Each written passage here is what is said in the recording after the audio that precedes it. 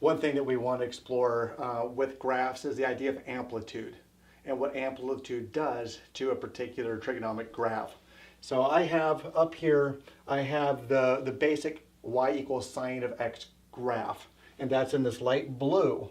And we see that the graph has a height here at pi halves, it crosses again at pi, crosses again at 2 pi, and it looks like it has a minimum value at 3 pi halves.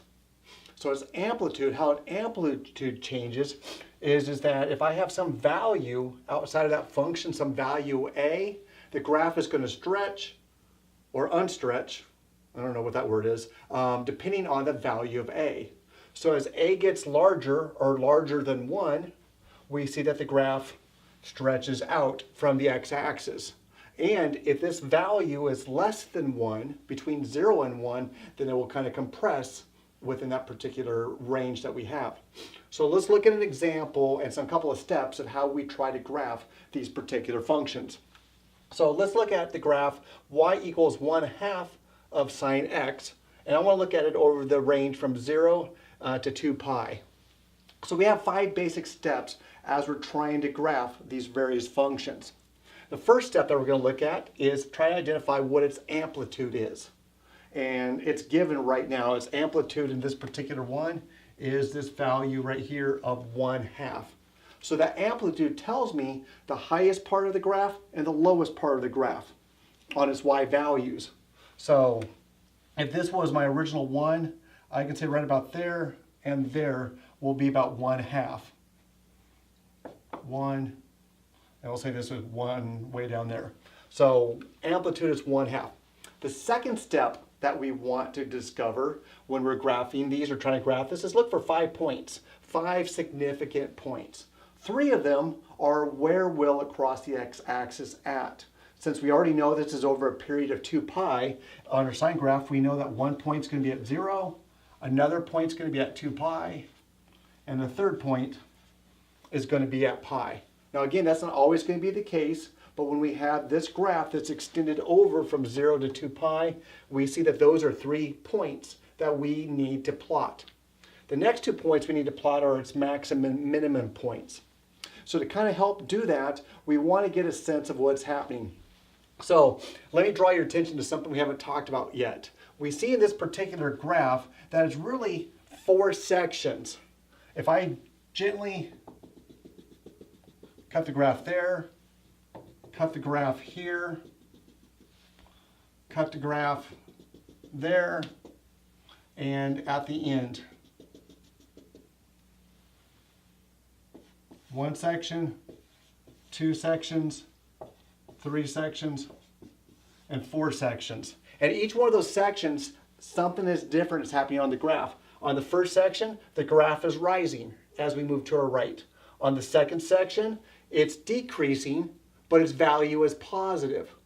In the third section, the graph is still decreasing, but its value is negative.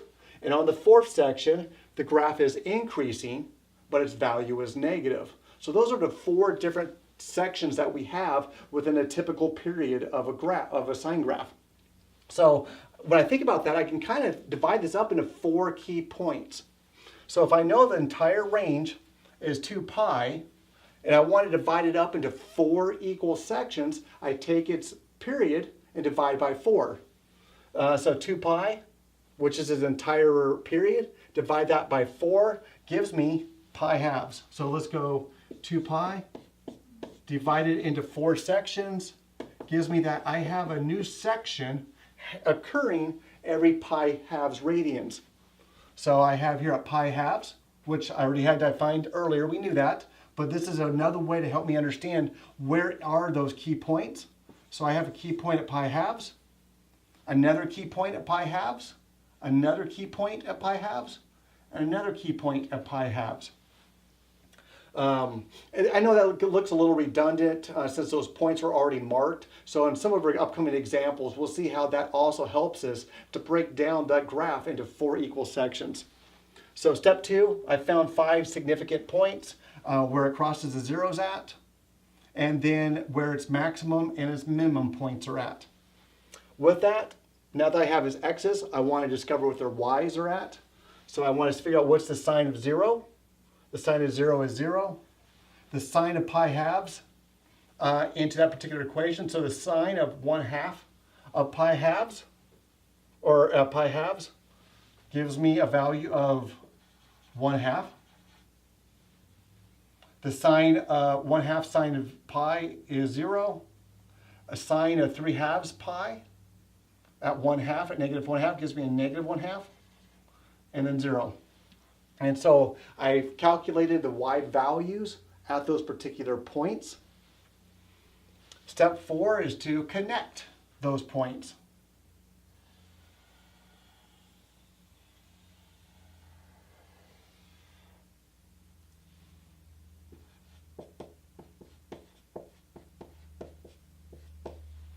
So I have, as best as I could draw, a nice smooth curve that represents the sine of 1/2 sine x. And then step 5 at times will be to go ahead and extend that graph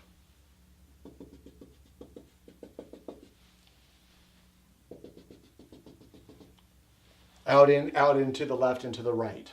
So those are the 5 basic key steps that we have when we want to graph a particular graph. And this sine, we had an amplitude change where the amplitude was 1/2, which squished the graph down closer to the x-axis.